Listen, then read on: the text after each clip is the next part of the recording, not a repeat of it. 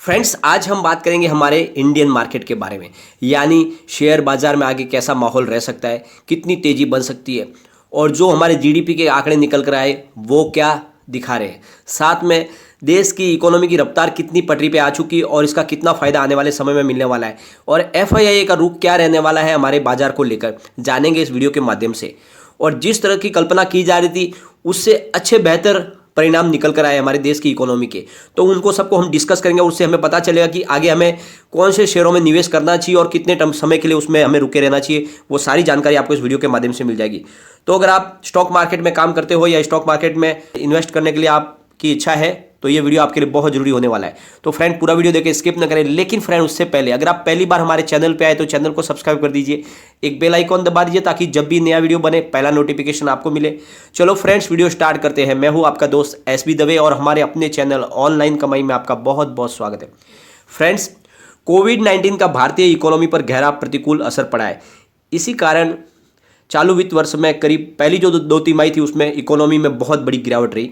देश में मंदी छाने का पूरा खतरा पैदा हो चुका था और सबका कहना था कि आने वाला समय भयंकर मंदी का बन सकता है। लेकिन अनलॉक के बाद आर्थिक गतिविधियों में लगातार सुधार होने लगा और इसका संकेत हाल में आए हमारे विभिन्न सेक्टर के पॉजिटिव नतीजों से मिलने लग गया है। और जिस तरह से सेक्टर वाइज पॉजिटिव रिजल्ट निकल के आ रहे हैं उससे पता चल रहा है कि हमारा जो देश है उस आर्थिक मंदी के दौर से बाहर निकल चुका है।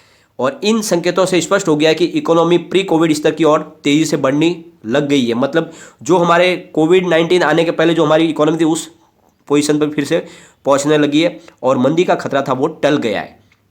फ्रेंड्स, फाइनेंशियल ईयर 2020 से 21 की क्वार्टर 3 की जो तिमाही है उसमें अक्टूबर से दिसंबर तिमाही में देश की जीडीपी करीब 0.4% की ग्रोथ रही है, यानी पॉजिटिव हो चुकी है। जैसे कि आपको पता ही है, पहले बहुत ही नीचे गिर चुकी थी लेकिन अब वो वापस पॉजिटिव हो चुकी है और सारे अनुमानों को दरकिनार करते हुए बहुत ही शानदार रिकवरी दिखाई हमारे देश की जीडीपी ने। सरकारी आंकड़ों के मुताबिक इस तिमाही में देश की अनुमानित जीडीपी 36.22 लाख करोड़ की रही है। बयान में कहा गया है कि निर्यात और फैक्ट्री गतिविधियों में तेजी की बदौलत जीडीपी में पॉजिटिव ग्रोथ आई है। आंकड़ों में जनवरी में बिजनेस गतिविधियों में रिकवरी की बात कही गई है। हालांकि सरकार ने इस फाइनेंशियल ईयर के लिए जीडीपी ग्रोथ में 8% की गिरावट का अनुमान जताया। चालू वित्त वर्ष में पहली तो तिमाही फर्स्ट जो तिमाही आई थी फ्रेंड, जीडीपी उसमें 23.9% डाउन पर थी और जो दूसरी तिमाही थी उसमें 7.5% की गिरावट थी। तो वहाँ से काफ़ी रिकवरी हो चुकी है, यानी जो माइनस जीडीपी थी उससे पॉजिटिव की तरफ बढ़ चुकी है। इससे हमारे लिए एक बहुत ही सुकून देने वाली बात है और इसी का नतीजा है कि एफआईआई हमारे देश के प्रति आकर्षित हो रहे हैं। फ्रेंड्स, आर्थिक गतिविधियों के साथ फरवरी में पैसेंजर कारों की बिक्री में भी भारी बढ़ोतरी देखने को मिली है। करीब 23% की ग्रोथ रही है फरवरी महीने में। देश की टॉप 10 कार निर्माता कंपनियों ने फरवरी 2,98,694 यूनिट की बिक्री की है। फरवरी 2020 में इन कंपनियों ने 2,41,533 यूनिट की बिक्री की थी, यानी पिछले साल फरवरी से इस बार बिक्री में काफ़ी ज़्यादा इजाफा हो चुका है। इससे पता चल रहा है कि देश आर्थिक मंदी के दौर से उभर चुका है। इन टॉप 10 कार निर्माता कंपनियों की कुल घरेलू कार बाजार 97% की हिस्सेदारी है।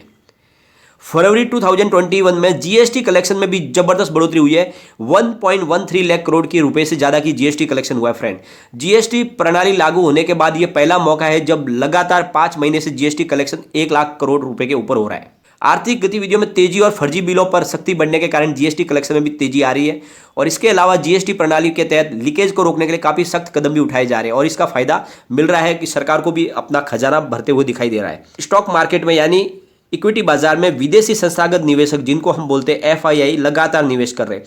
पिछले 5 महीनों से लगातार वो इन्वेस्टमेंट किए जा रहे हैं। एक बार भी उन्होंने इन्वेस्टमेंट निकाला नहीं है, बल्कि हिंदुस्तान के बाजार में वो लगातार निवेश कर रहे हैं। और इन महीनों के अंदर एफआईआई ने भारत की इक्विटी बाजार में करीब 1.87 लाख करोड़ रुपए का इन्वेस्टमेंट कर लिया है और सिर्फ फरवरी महीने के अंदर 25,787 करोड़ का निवेश किया है एफआईआई ने।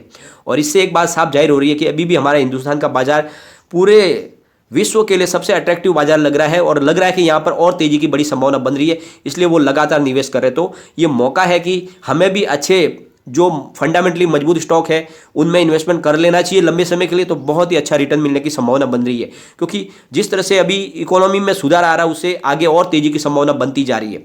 और फ्रेंड्स, आर्थिक गतिविधियों में लगातार सुधार का संकेत इन बातों से भी मिलता है कि देश में पेट्रोल और डीजल की खपत प्री कोविड स्तर के 5 पहुंच गई। यानी कोविड-19 के पहले जिस तरह से पेट्रोल डीजल की खपत थी उस खपत पे हमारा पेट्रोल डीजल बिक रहा है, जबकि पेट्रोल डीजल की प्राइस में बढ़ोतरी हो चुकी है। उसके बावजूद भी खपत बहुत हो रही है, इसका मतलब लोगों के पास पैसे हैं और उसको वो इस्तेमाल कर रहे हैं। फरवरी महीने में सरकारी तेल कंपनियों ने 2219 टीएमटी पेट्रोल की बिक्री की है और फरवरी 2020 में यह 2264 टीएमटी पेट्रोल की बिक्री की थी, तो लगभग उसके समान है। इसी प्रकार डीजल की खपत फरवरी 2020 की 6356 टीएमटी के मुकाबले 5811 टीएमटी रही, यानी उसके आसपास ही रही है फरवरी में। अगले साल देश में मार्च 2020 तक तेल की खपत में 9.87 की बढ़त हो सकती है। यदि ऐसा होता है तो बीते 6 सालों में यह सबसे बड़ी ग्रोथ होगी। सरकार ने आरंभिक अनुमान में यह बात कही है कि सरकार ने कहा अगले वित्त वर्ष में देश में 215.24 मिलियन टन रिफाइंड फ्यूल की खपत रह सकती है।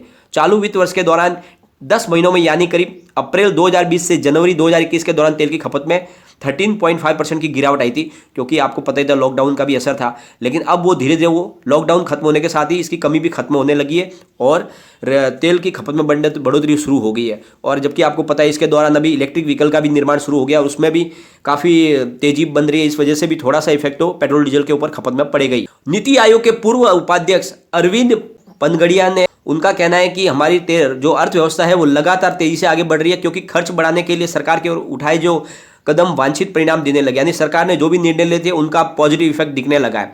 और उनका बयान ऐसे वक्त में आया है जब महामारी के कारण भारत के 5 ट्रिलियन अमेरिकी डॉलर की अर्थव्यवस्था बनने में अभी और अधिक समय लगने की उम्मीद जताई गई है। यानी जिस तरह से हमारी इकोनॉमी आगे बढ़ रही है उसमें थोड़ा सा समय लग सकता है। प्रख्यात अर्थशास्त्री ने अगले वित्त वर्ष सरकार की तरफ से 2 गवर्नमेंट की जो बैंक है उनका निजीकरण करने का जो फैसला किया गया है वो उन्होंने उसको बहुत ही सही ठहराया और उन्होंने कहा जो 50 साल पहले गलती की गई थी उसको अब सही करने का समय आ गया है। तो उनका कहना है कि सरकार का काम है सरकार चलाना और बिजनेस करने के लिए प्राइवेट सेक्टर के हाथों में ही होना चाहिए, क्योंकि जैसे कि आपको पता ही होगा कोई भी सरकारी काम को निर्णय लेने में बहुत ज़्यादा मुश्किल होती है, क्योंकि बहुत सारी परमिशन लेनी होती है। लेकिन वही प्राइवेट सेक्टर में आसानी से निर्णय लिए जा सकते हैं, सख्त निर्णय लिए जा सकते हैं, क्योंकि वहाँ पर जवाबदारी किसी एक की होती है या 2 की होती है। लेकिन सरकारी क्षेत्र के अंदर लोगों को निर्णय लेने में बहुत ज़्यादा कठिनाई होती है, क्योंकि बहुत सारी उनकी जवाबदारी होती है और उस डर की वजह से सख्त निर्णय नहीं लिए जा सकते। और इसलिए ज़रूरी है कि जितने भी बड़े सेक्टर हो उनमें प्राइवेट भागीदारी होनी ही चाहिए। तो एक शानदार निर्णय लिया गया सरकार की तरफ से और इस वजह से आने वाले समय में हमारे हिंदुस्तान के बाजार में तेजी का माहौल बनेगा और इसका जो फायदा है कारोबार को भी मिलेगा फ्रेंड्स, क्योंकि एफआईआई लगातार निवेश किए जा रहे हैं और हमारे बाजार में भी शानदार तेजी बनी है। फ्रेंड्स, आज बाजार की हमारी बात करें तो अभी तो करीब 12:30 बजे के आसपास का टाइम है और सेंसेक्स करीब 600 पॉइंट के ऊपर ट्रेड कर रहा है। बहुत ही शानदार ट्रेडिंग चल रही है और ज़्यादा करके बैंकिंग सेक्टर में, आईटी सेक्टर में ज़बरदस्त तेजी चल रही है। दोनों सेक्टर बहुत ही शानदार है और बाजार को आगे दौड़ा रहे। बढ़ने वाले जो शेयर है वो 1830 शेयर है, जबकि गिरने वाले 973 शेयर है। तो जितने शेयरों में गिरावट है उनकी डबल में बढ़त है और बहुत ही शानदार तरीके से काम कर रहे हैं। और आज कम से कम 292 शेयर एक साल के सबसे ऊपरी स्तर पर काम कर रहे हैं और करीब 275 शेयरों में अपर सर्किट लगा है। तो बहुत ही शानदार तरीके से बाजार में पॉजिटिव माहौल बना रहा है। उसके पीछे जो है वो जो नतीजे आए हैं जीडीपी के आंकड़ों के, उसने बाजार ने उनको वेलकम किया और आगे भी तेजी बनी रह सकती है। और ये समय निवेश का है और इस समय आपको अच्छे फंडामेंटली स्ट्रॉन्ग स्टॉक में इन्वेस्टमेंट लॉन्ग टर्म के लिए करना चाहिए, जिससे आपका आने वाले समय में आपका इन्वेस्टमेंट लगातार बढ़े और आपको फायदा हो, क्योंकि बाजार में तेजी जारी रह सकती है। क्योंकि जो हमारा जो सेंसेक्स है वो 50,000 क्रॉस कर चुका है और यहाँ से और नई तेजी की संभावना बन रही है। लेकिन फ्रेंड, कोई भी इन्वेस्टमेंट करने से पहले अपने फाइनेंस एडवाइजर से एक बार एडवाइजर ले ले या अपना खुद का रिसर्च करें, क्योंकि मैंने वीडियो आपके एजुकेशनल पर्पज के लिए ही बनाया। वीडियो पसंद आए तो लाइक शेयर जरूर कीजिए और चैनल को सब्सक्राइब कर दीजिए। Thank you friend.